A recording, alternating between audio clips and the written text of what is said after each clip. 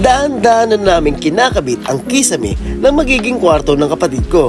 Naggaling abroad para sa pagdating niya ay meron siyang komportabling matutulugan at makakapag-relax siya habang andito siya sa Pilipinas. Na alam naman natin na bihira lang magawa ng mga OFW sa barko. Bali dito mga tol, kinukuha lang namin yung mga pamakuan para may pagbabasihan kami kapag magre-rivets na kami. At syempre, gunihitan natin yan para di sumala ang pagbubutas natin sa plywood. At pagkatapos natin guhitan yan, ikakabit na natin agad nang walang patumpik-tumpik pa.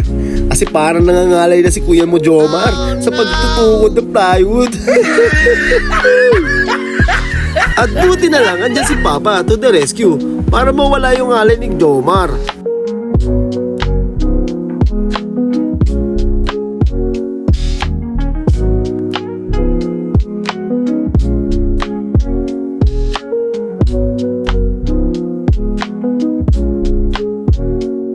Mga tol, kahit umuulan, syempre tatapusin natin to kasi nga nagsabi na sila na uuwi na sila sa katapusan. Yan, nakapangalawang plywood na tayo ngayon at may nakita kami doon, medyo tumutulo yun.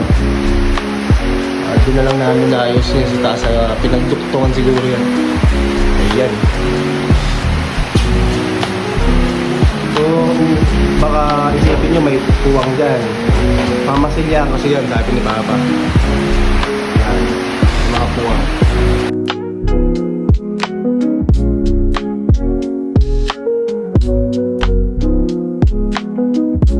Tapos na tayo sa pagkikisame. May konti na lang natitira doon. Ano pa tayo ng mga pwede pang siguro. Pero yan, tapos na tayo. Diba? Yay! Tapos na tayo. Confirm na last. Buhay na yung kapatid. Solid. May mga nilagyan namin ng mga puwang-puwang para may pagpapasukan yung masilya namin.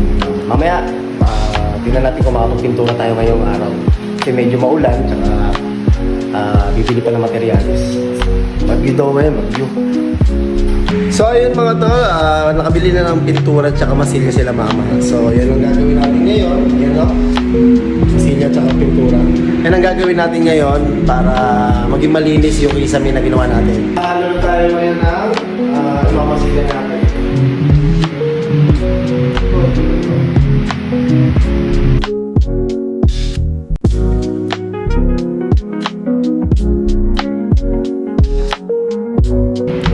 Okay na. Ha? Okay na.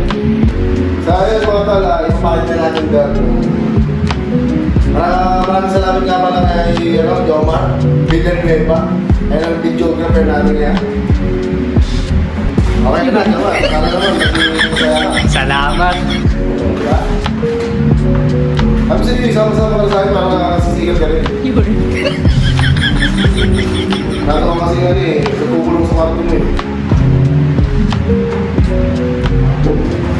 Mamaya.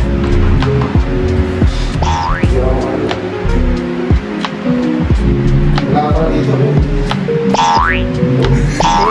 Dalawang beses na yan!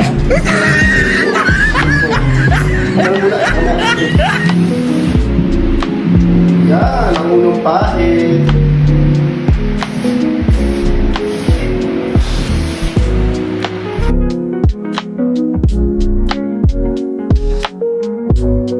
So yun yun mga tapos na natin na masilyahan. Bali yan pa at sa mga gilid-gilid. Pero syempre dahil gutom na tayo, merienda muna tayo mga fries. Jomar, si Dylan at ang fries. Yay! Bang bang! At yan, tapos na tayo sa mga pagmamasilya natin. Yan. Nabuo na natin. Napatuyo na rin natin yan ng ilang araw. At yun, nakabitan na rin natin ng siruho. Yan.